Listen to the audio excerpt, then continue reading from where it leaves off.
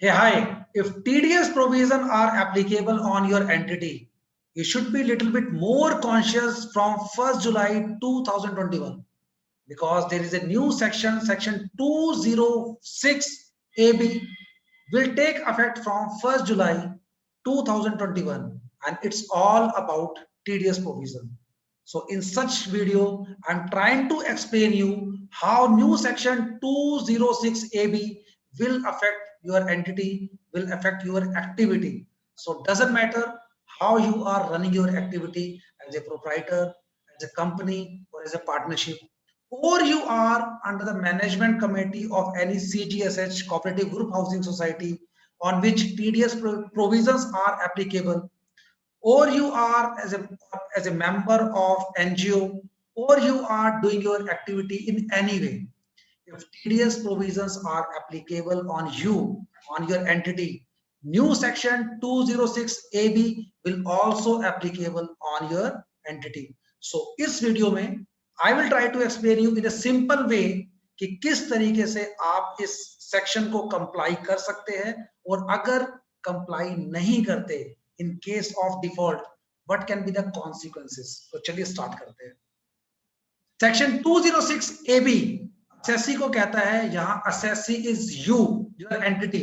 यहां असेसी को कहता है कि if you are paying something to any specified person, या स्पेसिफाइड पर्सन कोई भी हो सकता है, individual, company, partnership, proprietorship firm, किसी को भी पेमेंट करता है on which TDS provisions are applicable, like you are paying to someone as a contractor or as a rent or as a professional. So in such case, you need to deduct TDS with a specific rate, and the rest amount you can pay to that specified person. आज तक आप simply TDS deduct करते थे और बाकी payment as per invoice पे कर देते थे. बट फ्रॉम 1 जुलाई 2021 आपको एक एक्स्ट्रा इंस्ट्रक्शंस दी गई है सेक्शन 206 AC में, AB में, जो आपको फॉलो करनी है, कंप्लाई करनी है. वो क्या है? अब आपको जिसे भी आप पेमेंट कर रहे हैं, स्पेसिफाइड पर्सन को मैंने आपको बताया कोई भी हो सकता है, अब आपने चेक करना है कि क्या उस स्पेसिफाइड पर्सन ने पिछले 3 साल की ITR फाइल करी है.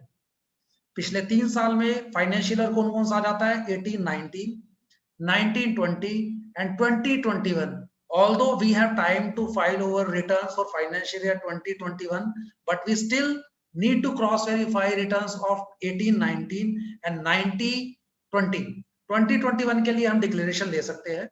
एंड हमें एक चीज और क्या चेक करनी है, which is not practically feasible, कि जिसको भी आप पे कर रहे हैं उसका total amount with all his receipt, मतलब जो भी उसको पेमेंट कर रहे हैं, टोटल अमाउंट TDS का और TCS का 50,000 से ज्यादा हो. And that can not be possible to trace this figure without having user ID and password of that specific person, जो वो देगा नहीं.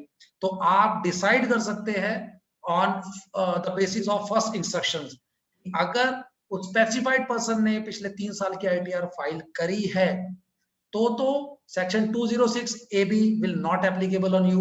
You can pay the amount after deducting TDS with a specific rate जो भी दिया हुआ है. अगर he is a non filer, उसने ITR फाइल नहीं करी, तो अब आपने स्पेसिफाइड रेट पे TDS नहीं काटना है. अब आपने 3 कंडीशंस देखनी है और उन 3 कंडीशंस में जो भी हायर अमाउंट होगा आपने उस पे TDS काटना है. अब वो 3 कंडीशंस क्या है? पहला, जो भी प्रिस्क्राइब रेट दिया हुआ है उसका डबल, यानी कि उसका 2 से मल्टीप्लाई करना है अपना. सेकंड, जो भी फोर्स रेट है, फोर्स रेट का मतलब है मेरा, जैसे pandemic, during the pandemic financial year 19-20 के अंदर गवर्नमेंट ने रिलैक्सेशन दे रखी थी TDS के ऊपर, यानी कि प्रोफेशनल का आपको 10% की जगह 7.5 काटना था, कॉन्ट्रैक्टर का 2% की जगह 1.5 काटना था. ऐसे ही अगर कोई फोर्स रेट एप्लीकेबल है तो उसका 2 से मल्टीप्लाई करना है, उसका डबल देखना है, या 5%.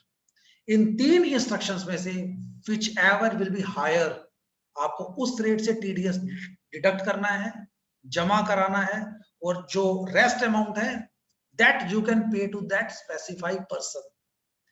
1 जुलाई 2021 के बाद आपने ये चेक करना है और इसी के हिसाब से TDS काटना और पे करना है. Now the question is, if you are failed to comply with the provision of 206 AB, what can be the consequences? आइए चेक करते हैं। अगर आप फेल करते हैं 206 AB को कंप्लाई करने में, तो सबसे पहले the relevant expenditure would be disallowed while computing your income. उस एक्सपेंडिचर का जिसके ऊपर TDS 206 AB के हिसाब से कटना था, मगर आपने नॉर्मल रेट से काट दिया, वो एक्सपेंडिचर आपको अलाउ नहीं होगा। सेकंड, जब ऑडिटर इस पॉइंट को पकड़ेगा या अंडर द स्क्रूटनी जब असेसिंग ऑफिसर इस पॉइंट को पकड़ेगा, तो आपको जो भी शॉर्टेज अमाउंट आपने एज ए TDS सबमिट कराया होगा वो इंटरेस्ट के साथ जमा कराना पड़ेगा। And may be you also need to pay penalty. तो now the TDS compliance is little bit more difficult and complex.